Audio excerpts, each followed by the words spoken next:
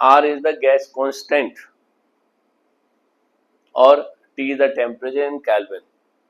तो देखिए इस रिएक्शन से, इस इक्वेशन से ये पता लग रहा है कि कोई भी रिएक्शन जब होगी जब इस बैरियर को पार करेगी। आज हमको ये बताया जा रहा है कि इस K का रिलेशन टेम्परेचर से है। अब आप देखिए, कोई भी कोलिजन जब होता है रिएक्शन बनाने के लिए तो जरूरी नहीं है सारे कोलिजन प्रोडक्ट बनाए। कुछ कोलिजन ऐसे भी होते हैं जो प्रोडक्ट नहीं बनाते, उनको बोल देते हैं इलास्टिक कोलिजन्स।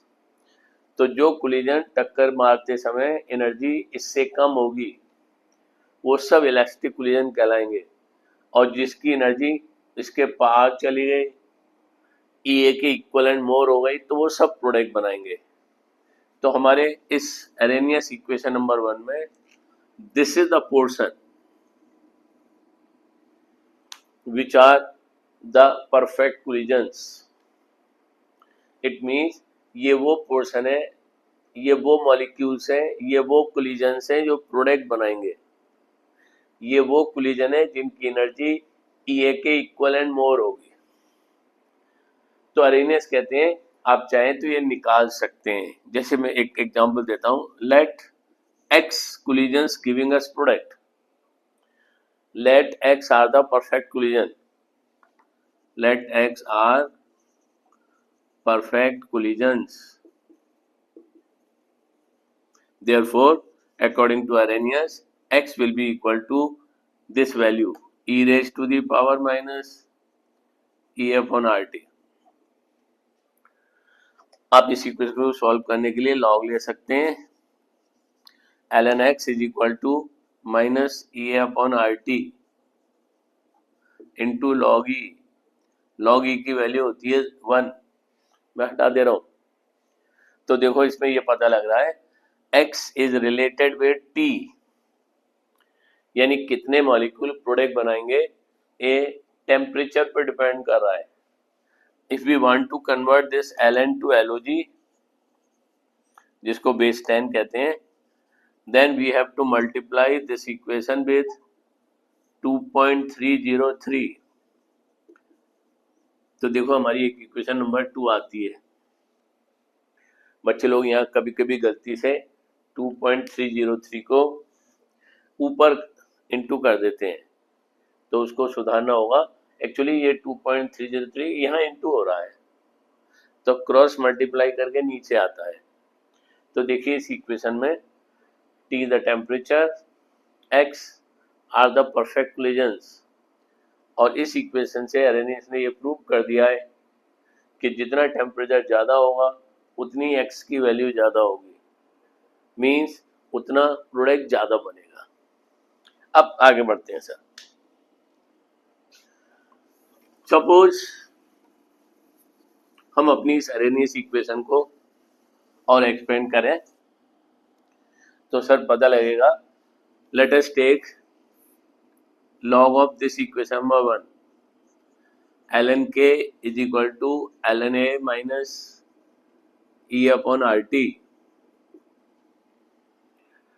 इस इक्वेशन में अगर आप टेम्परेचर T1 रखेंगे तो k की वैल्यू K1 हो जाएगी। अगर आप टेम्परेचर T2 रखेंगे तो k की वैल्यू K2 हो जाएगी। मैं करके दिखाता हूँ, देखो आपको। If we take temperature T1, constant will be K1. Suppose this is the equation number 3. If we take K2, then the temperature will be T2. उल्टा भी बोल सकते हैं कि अगर मैं टेम्परेचर T1 ले रहा हूँ तो कांस्टेंट की वैल्यू K1 है, अगर टेम्परेचर T2 ले रहा हूँ तो कांस्टेंट की वैल्यू K2 है। इससे ये पता लग रहा है कि T को चेंज करने में K बदलता है। तो अभी अरेनियस प्रूव करने वाले हैं T को बढ़ाने से K बढ़ता है। K means rate.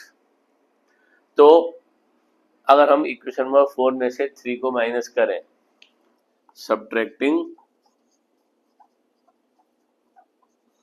Equation number 3 from 4, तो देखो हमको मिलेगा ln_k2 minus ln_k1 this minus this equal to, ये दोनों cancel, ln_a minus ln_a minus e upon RT2 minus e upon RT1।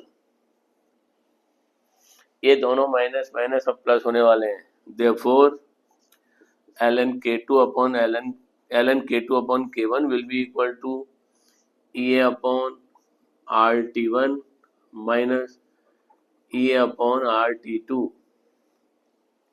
ये प्लस होके मैंने इधर लिख दी है, ये माइनस वाली इधर लिख दी है। थोड़ा और सॉल्व करते हैं। तो देखिए हमको क्या मिला, LOG K2 upon K1 this is LOG of base 10 जो अपनी लॉग टेबल में गिवन होता है।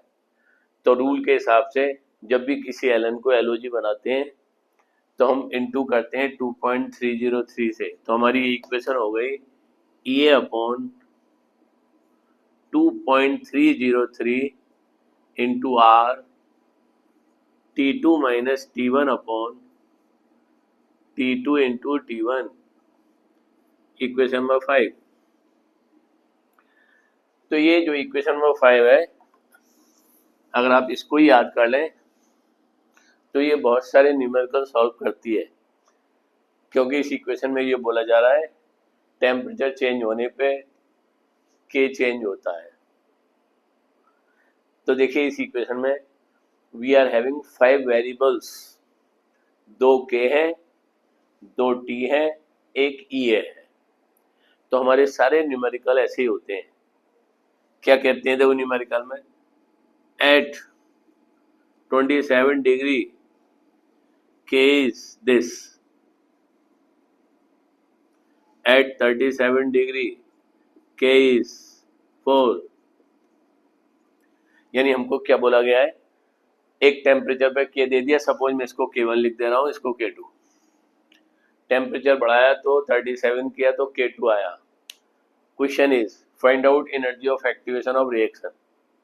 तो देखिए इन 5 वेरिएबल में से क्वेश्चन वाले ने हमको 4 दे दिए हैं। हमें विशेष ध्यान क्या रखना होगा, ये टेम्परेचर केल्विन में चाहिए। तो देखिए मैं वैल्यू लगाता हूँ इस फॉर्मूले में, log 4 into 10⁻⁻² upon 2 into 10⁻⁻² equal to E निकालना है हम लोगों को, अपॉन 2.303 इंटू R की value 8.31 into 310 minus 300 upon 310 into 300। यानी चारों डाटा मैंने यहाँ लगा दिए। अब देखिए ये आपका कैंसिल होकर आंसर आ रहा है log 2, और log 2 की वैल्यू हमको गिवन होती है। तो बस सॉल्व हुआ, देखो आंसर 10 अपॉन 310 इंटू 300, और log 2 की वैल्यू होती है 0.3010। You can easily calculate. ये हमारे मोस्टली क्वेश्चन ऐसे ही होते हैं, लेकिन क्वेश्चन पूछने वाला बच्चे लोगों को घुमा देता है। देखो कैसे घुमाता है, by increasing temperature 50 to 100 degrees Celsius, rate of reaction triples, find out the energy of activation of reaction। तो देखो मैंने अभी अभी आपको बताया था K is related with rate। तो कोई आपसे कहता है रेट ट्रिपल, इसका मतलब है वो कह रहा है K ट्रिपल।